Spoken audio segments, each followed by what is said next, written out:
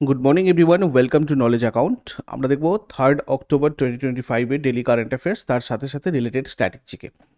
তো বেশ কয়েকদিন পুজোর জন্য তোমাদের সকাল 6টাতে কারেন্ট অ্যাফেয়ার্স পাবলিশ করা হয়নি। আগামীকাল থেকে তোমরা পুরো 6 AM প্রতিদিনের কারেন্ট অ্যাফেয়ার্স পাবে, এবং আজকে থেকে তোমাদের রেগুলার যেরকম কারেন্ট অ্যাফেয়ার্স হয় ঠিক সেভাবেই কারেন্ট অ্যাফেয়ার্স হবে। আর যারা যারা আগের দিনের রিভিশন ক্লাসগুলোতে কমেন্ট করছিলে যে কারেন্ট অ্যাফেয়ার্সের একটা ম্যারাথন WBPSI এর আগে, তো তোমাদের জন্য একটা ম্যারাথন রেডি করা হচ্ছে। আমি আগামীকাল বা সানডেতে তোমাদের জন্য একটা কারেন্ট অ্যাফেয়ার্সের ম্যারাথন ক্লাস করাবো, যেখানে সমস্ত কারেন্ট অ্যাফেয়ার্স প্র্যাকটিস করানো হবে। কেমন? বাকি আজকে থেকে তোমাদের আমি বলেছিলাম রেগুলার সমস্ত ক্লাস হবে। যেহেতু আজকে সমস্ত স্যার বা ম্যাডাম অ্যাভেলেবেল নেই, তাই আগামীকাল থেকে তোমরা প্রত্যেকটা ক্লাস পাবে, এবং আজকে সন্ধ্যাবেলা শুধু জিকের একটা ক্লাস তোমাদেরকে আমি করাবো। আর আমাদের টেলিগ্রাম চ্যানেল নলেজ অ্যাকাউন্ট, সেখানে তোমরা যুক্ত থেকো, ওখান থেকে তোমাদেরকে আমি জানিয়ে দেবো যেরকম সন্ধ্যাবেলা 6:30টার সময় ক্লাস হয় সেরকমই তোমাদের আজকে ক্লাস হবে। কেমন? তো চলো আজকে দেখে নাও গুরুত্বপূর্ণ যে কারেন্ট অ্যাফেয়ার্সগুলো এই কয়েকদিন ধরে আমাদের বাকি ছিল, সেগুলো একটু নোট করে নাও সবাই। ভারত কোন দেশে পাকিস্তানকে হারিয়ে নবম এশিয়া কাপ শিরোপা জিতেছে? তো সংযুক্ত আরব আমিরাতে পাকিস্তানকে হারিয়ে নবম এশিয়া কাপ শিরোপা জিতেছে। এখন কিন্তু সরাসরি কে জিতেছে কে হেরেছে না জিজ্ঞাসা করে এইভাবে ঘুরিয়ে প্রশ্ন তোমাদেরকে দেওয়া হয়। 2025-এ পুরুষদের এশিয়া কাপ স্পন্সরশিপের কারণে এটা ডিপি ওয়ার্ল্ড এশিয়া কাপ নামেও পরিচিত। এশিয়া কাপ টুর্নামেন্টের 17তম সংস্করণ এটা ছিল। এটা সংযুক্ত আরব আমিরাতে 9 থেকে 28শে সেপ্টেম্বর 2025 পর্যন্ত হলো। ম্যাচগুলো T20 আন্তর্জাতিক ফরম্যাটে খেলা হয়েছিল। ভারত 2023 সালের বর্তমান চ্যাম্পিয়ন ছিল। টুর্নামেন্টে 8টা দল ছিল। এশিয়া কাপের ইতিহাসে 1984 সালে আমরা যদি দেখি প্রথম খেলা হয়েছিল, মানে 1984 থেকে স্টার্ট হয়েছিল। আর সাম্প্রতিক যে বছরগুলো, সেখানে 2016 সাল থেকে T20 এবং ODI ফরম্যাটের মধ্যে পরিবর্তন এসেছে। 2016-তে T20, 2018-তে ODI, আবার 2022-এ T20, 2023-এ ODI, 2025-এ T20 হয়েছে। ভারত রেকর্ড 9বার এই ট্রফি জিতেছে। 1984 সালে প্রথম সংস্করণ জিতেছিল ভারত। আচ্ছা, পরের প্রশ্নে যাবার আগে তোমাদের বলে দিই, কারেন্ট অ্যাফেয়ার্সের মান্থলি বা ইয়ারলি তোমাদের যে PDF A4 সাইজের, সেগুলো নলেজ অ্যাকাউন্ট অফিসিয়াল অ্যাপের ইবুক সেকশনে অ্যাভেলেবেল রয়েছে। এছাড়াও তোমরা যদি PDF প্লাস মক টেস্টের কম্বো তোমাদের প্যাকেজ এখানে চাও, সেক্ষেত্রেও তোমাদের মক টেস্ট এবং PDF হিসাবে এগুলো কোর্স সেকশানে অ্যাভেলেবেল। তোমরা কোর্স সেকশানে গেলে এগুলো পেয়ে যাবে। এছাড়া টেস্ট সিরিজে গেলে তোমাদের স্ট্যাটিক জিকে ব্যাংক, তারপরে বিভিন্ন পরীক্ষার জন্য বিগত বছরের প্রশ্নের টেস্ট সিরিজ, এগুলো অ্যাভেলেবেল রয়েছে উইথ সলিউশন উইথ এক্সপ্ল্যানেশন। তো টেস্ট সিরিজ সেখানে তোমরা চেক করবে এগুলোর জন্য। বাকি এই সাবজেক্ট স্পেসিফিক বা এক্সাম স্পেসিফিক কোর্সেস রয়েছে তোমাদের প্র্যাকটিস ব্যাচ বা ফাউন্ডেশন ব্যাচ, এগুলো উইথ টেস্ট সিরিজ, অর্থাৎ চ্যাপ্টার ওয়াইজ টেস্ট সিরিজ এবং ফুল লেন্থ টেস্ট সিরিজের সাথে সাথে রয়েছে প্রত্যেকটা ব্যাচ। সেটা WBP হোক, WBSSC, railway, SSC, MTS, GD, CHSL, এগুলোর জন্য সমস্ত ব্যাচ, সাবজেক্ট স্পেসিফিক আর্যভট্ট ম্যাথের জন্য, সায়েন্সের জন্য পরমাণু, ইংলিশে এপিফেনি, এরকম ধরনের আরও ব্যাচেস রয়েছে। শুধুমাত্র জিকের ফাউন্ডেশন ব্যাচও তোমরা এগুলো সবকটা কোর্স সেকশনে পাবে।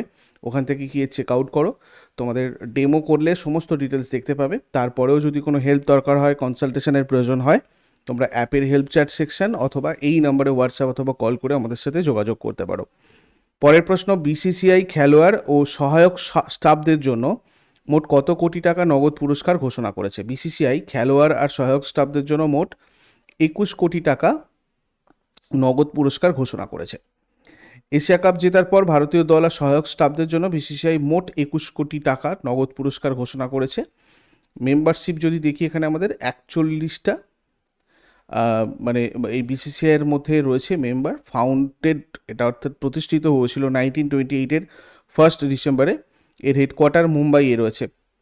Chief executive officer Hemang Amin, vice president Rajeev Shukla, secretary Devajit Saikia. আর পুরুষদের কোচ গৌতম গম্ভীর, আর মহিলাদের কোচ রয়েছে অমল মজুমদার। নেক্সট, আন্তর্জাতিক অহিংস দিবস বা গান্ধী জয়ন্তী কবে পালিত হয়? 2 অক্টোবর পালন করা হয় গান্ধী জয়ন্তী। ভারতীয় স্বাধীনতা সংগ্রামী দার্শনিক আর অহিংসবাদী নেতা মহাত্মা গান্ধীর জন্মবার্ষিকী থেকে স্মরণ করে এই দিনটা পালন করা হয়। 2007 সালের 15 জন United Nation General Assembly RES 61/271 resolution সংযোজনের মাধ্যমে এই দিনটা পালনের উদ্যোগ নিয়েছিল। 2007 সালে প্রথম পালন করা হয়। 2রা অক্টোবর 2014 সালে চালু করা হওয়া স্বচ্ছ ভারত মিশনের অধীনে দেশকে স্বচ্ছ করার লক্ষ্য ভারত অর্জন করেছিল। নেক্সট, এশিয়া কাপ 2025 ফাইনালের প্লেয়ার অফ দ্য ম্যাচ কে হয়েছেন? তিলক বর্মা এশিয়া কাপ 2025 ফাইনালের প্লেয়ার অফ দ্য ম্যাচ হয়েছেন। নাম্বরী ঠাকুর তিলক বর্মা একজন ভারতীয় পেশাদার ক্রিকেটার, যিনি বামহাতি ব্যাটসম্যান। 3 আগস্ট 2023-তে ওয়েস্ট ইন্ডিজের বিরুদ্ধে একটা টি-20 ম্যাচে ভারতের হয়ে আন্তর্জাতিক ক্রিকেটে অভিষেক হয়েছিল এনার। ঘরোয়া ক্রিকেটে হায়দ্রাবাদ আর মুম্বাই ইন্ডিয়ান্সের হয়ে খেলেন।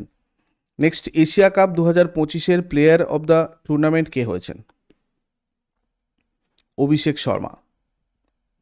এশিয়া কাপ 2025-এ 7 ম্যাচে 314 রান করে অভিষেক শর্মা বামহাতি ব্যাটসম্যান হিসেবে খেলেন। ঘরোয়া ক্রিকেটে পাঞ্জাবের প্রতিনিধিত্ব করেন এবং ইন্ডিয়ান প্রিমিয়ার লিগে তিনি সানরাইজার্স হায়দ্রাবাদের হয়ে খেলেন। টুর্নামেন্টে 314 রান করে অভিষেক শর্মা হয়েছেন প্লেয়ার অফ দ্য টুর্নামেন্ট। পুরস্কার মূল্য হিসাবে পান $15,000 চেক, সঙ্গে একটা এসইউভি গাড়ি। এশিয়া কাপ 2025-এ সর্বাধিক রান সংগ্রাহককে? অভিষেক শর্মা। এশিয়া কাপ 2025 সর্বাধিক 6কে মেরেছেন? অভিষেক শর্মা। এই দুটো প্রশ্ন এইভাবেও জিজ্ঞাসা করা হতে পারে তোমাদের, এগুলোও নোট করে রাখো পাশাপাশি। তারপরে এশিয়া কাপ 2025-এর most valuable player of the tournament কে হয়েছেন? কুলদীপ যাদব। কুলদীপ যাদব একজন ভারতীয় আন্তর্জাতিক ক্রিকেটার, একজন বাঁহাতি অপ্রথাগত স্পিনার। মানে ঘরোয়া ক্রিকেটে উত্তরপ্রদেশের হয়ে ইন্ডিয়ান প্রিমিয়ার লিগে দিল্লি ক্যাপিটালসের হয়ে খেলেন। টুর্নামেন্টে 17 উইকেট নেওয়া কুলদীপ যাদব পেয়েছেন মোস্ট ভ্যালুয়েবল প্লেয়ার পুরস্কার, সঙ্গে $15,000 মূল্যের চেক, ভারতীয় মুদ্রা যেটা প্রায় 13 লাখ টাকা। এশিয়া কাপ 2025-এ সর্বাধিক উইকেট নেন কে যদি আসে, তোমরা বলবে Kuldeep Yadav, 17 wicket. Next, world sea food Congress 2026 কোথায় অনুষ্ঠিত হবে? এটা হবে তোমার চেন্নাইয়ে। ওয়ার্ল্ড সি ফুড কংগ্রেস 2026 সম্পর্কে দেখো, এটা ভারত আয়োজন করেছিল চেন্নাইয়ে 9 থেকে 11 ফেব্রুয়ারি 2000, সরি এটা আমার একটু ভুল হয়েছে, 2026-এ এটা হবে, ঠিক আছে? ভারত আয়োজন করবে চেন্নাইয়ে 2026-এ 9 থেকে 11 February. Ministry of fisheries, animal husbandry and dairying, মানে গভর্নমেন্ট অফ ইন্ডিয়া এটা করবে, আয়োজন করবে। ভারতের মধ্যে প্রথমবার WSC অনুষ্ঠিত হচ্ছে। এটা প্রত্যেকবারই এই ministry of fisheries, animal husbandry and daring করে। উদ্দেশ্য হচ্ছে সামুদ্রিক খাবার বাণিজ্য, নিরাপত্তা, উদ্ভাবন আর স্থায়িত্ব সংক্রান্ত আলোচনার প্ল্যাটফর্ম। মানে এই সংক্রান্ত আলোচনার জন্য এই ওয়ার্ল্ড সি ফুড কংগ্রেস করা হয়। পরবর্তী অনুষ্ঠিত দেশগুলো হচ্ছে Canada, Netherland, Australia, Ireland, Morocco, যুক্তরাষ্ট্র, যুক্তরাজ্য, আইসল্যান্ড, মালয়েশিয়া আর পর্তুগাল। আর ওয়ার্ল্ড সি ফুড কংগ্রেস 2023 এটা হচ্ছে তোমার পর্তুগালে হবে, মানে হয়েছিল। ওয়ার্ল্ড সি ফুড কংগ্রেস বাণিজ্যে অংশগ্রহণের ক্ষেত্রে এশিয়া আর আফ্রিকান দেশগুলোর মুখোমুখি চ্যালেঞ্জগুলো নিয়ে বিশেষভাবে আলোচনা করার জন্য একটা প্রাক কংগ্রেস কর্মসূচির পরিকল্পনা করে। বর্তমানে ভারতে বিশ্বব্যাপী সামুদ্রিক খাবারের 6ষ্ঠ বৃহত্তম রপ্তানিকারক এবং জলজ চাষের মাধ্যমে মাছের 2য় বৃহত্তম উৎপাদনকারী হচ্ছে আমাদের ভারত। 2023-24 অর্থ বছরে ভারত প্রায় 1.78 মিলিয়ন টন সামুদ্রিক খাবার রপ্তানি করেছে, যার মূল্য প্রায় 60,523.89 কোটি, মানে প্রায় 7.38 বিলিয়ন মার্কিন ডলার। তারপরে 1 অক্টোবর 2025 থেকে টাটা মোটরসের ম্যানেজিং ডিরেক্টর এবং চিফ এক্সিকিউটিভ অফিসার হিসেবে কাকে নিযুক্ত করা হয়েছে? শৈলেশ চন্দ্র। হেডকোয়ার্টার মুম্বাই, টাটা মোটরসের পেরেন্ট অর্গানাইজেশন টাটা গ্রুপ। এটা প্রতিষ্ঠিত হয় 1945-এ মুম্বাইয়ে। Founder JRD Tata. CFO chief financial officer PB Balaji. Tata emerging and locomotive company limited আগে ছিল টেলকো। দেশীয় কৌশলগত প্রযুক্তিতে অবদানের জন্য 2025 সালের সেপ্টেম্বরে বিজনেস লাইন চেঞ্জ মেকার পুরস্কারে কোন সংস্থাকে change maker of the year পুরস্কার দেওয়া হয়েছিল? DRDO-কে দেওয়া হয়েছিল। Change maker of the year award 2025 DRDO পেয়েছে। Business line change maker award September 2025-এ দেওয়া মানে হয়েছে ভারতের স্বদেশী ডিফেন্স প্রযুক্তি উন্নয়নে অগ্রগতির জন্য, কৌশলগত সিস্টেমে স্বনির্ভরতা নিশ্চিত করার জন্য, গবেষণার উন্নয়নের মাধ্যমে জাতীয় রূপান্তরে গুরুত্বপূর্ণ ভূমিকা, প্রযুক্তিগত উদ্ভাবনের মাধ্যমে কৌশলগত স্বাধীনতা এবং ভারতের প্রতিরক্ষা ক্ষমতা বৃদ্ধি করার উদ্দেশ্যে। নেক্সট, 2025 সালে অক্টোবরে কেন্দ্রীয় বস্ত্র প্রতিমন্ত্রী পবিত্রা মার্গারিটা কোথায় best of India Indian অ্যাপিয়ারেল and textile fair উদ্বোধন করবেন? মস্কোতে করবেন এটা। কেন্দ্রীয় বস্ত্র প্রতিমন্ত্রী পবিত্র মার্গারিটা 2025 সালে 1 থেকে 3 অক্টোবর পর্যন্ত মস্কো রাশিয়া সফর করবেন। মস্কোতে best of India Indian apparel textile fair উদ্বোধন করা হচ্ছে। এটার উদ্দেশ্য, মানে সফরের প্রধান উদ্দেশ্য, এই মেলার মাধ্যমে রাশিয়ান এবং সিআইএস বাজারে ভারতীয় রপ্তানিকারকদের উপস্থিতি আর দৃশ্যমানতা বাড়ানো উদ্দেশ্যে।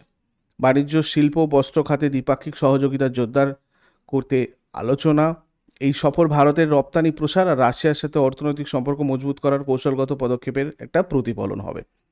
নেক্সট, বিশ্ব জলাতঙ্ক দিবস কবে পালিত হয়? 28 সেপ্টেম্বর বিশ্ব জলাতঙ্ক দিবস পালন করা হয়, ওয়ার্ল্ড র্যাবিস ডে। ফরাসি রসায়নবিদ আর মাইক্রোবায়োলজিস্ট লুই পাস্তুরের মৃত্যুবার্ষিকীকে স্মরণ করে এই দিবস পালন করা হয়। লুই পাস্তুর প্রথম জলাতঙ্ক টিকা আবিষ্কার করেন। এই দিবস উপলক্ষে জলাতঙ্ক রোগ প্রতিরোধের জন্য জনসচেতনতা বাড়াতে প্রচার চালানো হয়। 2025-এর থিম ছিল act now, you me communities. Next, আন্তর্জাতিক অনুবাদ দিবস কবে পালিত হয়? ইন্টারন্যাশনাল ট্রান্সলেশন ডে পালন করা হয় 30 সেপ্টেম্বর। 2025-এর theme celebrating translation, peace and trust. Saint জেরোমের মৃত্যুবার্ষিকীতে প্রতি বছর 30 সেপ্টেম্বর আন্তর্জাতিক অনুবাদ দিবস পালিত হয়। তার স্মরণে এই বিশেষ দিনটা পালিত হয়। Saint Jerome is a Bible translator known as the patron saint of translators. আগের দিনের হোমওয়ার্কগুলো দেখে নাও। কলাক্ষেত্র শৈলী কোন ভারতীয় শাস্ত্রীয় নৃত্যশৈলীর সাথে সম্পর্কিত রয়েছে? এটা হয়ে যাবে ভারতনাট্যম। ভারতের দ্বিতীয় বৃহত্তম লোনাজনের লেগুন পুলিকট্রা। তার আজকে তোমাদের জন্য কোয়েশ্চেন্স থাকবে। 2030 সালের শীতকালীন অলিম্পিক গেমস কোন দেশে অনুষ্ঠিত হবে? হারেলি উৎসব ভারতের কোন রাজ্যে পালিত হয়? শেষকালে কমেন্টে জানাও। চট করে আগের দিনেরগুলো কুইক রিভাইজ করে নেব। যারা যারা লাইভে রয়েছে অ্যান্সার করো। 28 সেপ্টেম্বর 2025-এর কোয়েশ্চেন্স কী ছিল? কোন ভারতীয় জুডোকা প্রথমবারের মতো বিশ্ব র্যাঙ্কিংয়ে নম্বর 1 স্থানে পৌঁছেছেন? হিমাংশী টোকাস।